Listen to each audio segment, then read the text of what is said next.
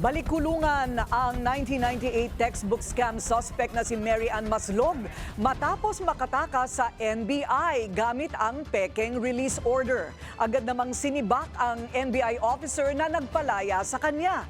Yan ang exclusive agenda report ni Nancy Carvajal. Nakapuslit na naman si Mary Ann Maslog sa mga otoridad. Si Maslog na kilala rin sa alias na Dr. Jessica Francisco at nakadetine dahil sa 1998 textbook scam ay nai-release mula sa detention facility ng NBI noong isang linggo matapos magpakita ng peking release order. Ayon kay DOJ Undersecretary Miko Clavano, maaring maharap muli si Maslog sa panibagong kaso. She can be charged with the falsification of public documents. No?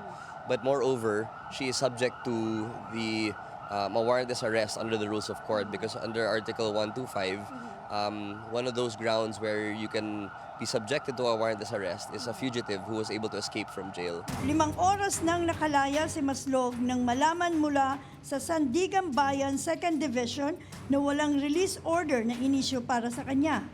Agad namang nahuli si Maslog. Agad ring sinibak ni NBI Director Jimmy Santiago ang officials na nag-release kay Maslog. Pero ayon kay Yusek Clavano, iimbestigahan pa kung may pagkukulang nga ang tauhan ng NBI. If they believed in good faith and it was really believable or it seemed to be authentic, then they would have to rely on that. Noong nakaraang taon, inutos muli ng Sandigan na manatili sa NBI si Maslog at hindi payagang magpiyansa dahil wala umano itong sinseridad na humarap sa proseso ng batas. Bago ito, naaaresto si Maslog bilang si Jessica Francisco para sa ibang kaso. Base sa fingerprint matching, nadiskubring siya at si Francisco ay iisa. Noong 1998, si Maslog ay tumakas papuntang Estados Unidos at kalaunay idineklara ng kaanak na patay na. Kamakailan rin, nagawa niyang kumbinsihin ang isang intelligence officer na mayroon siyang ugnayan kay Bamban Mayor Alice Go.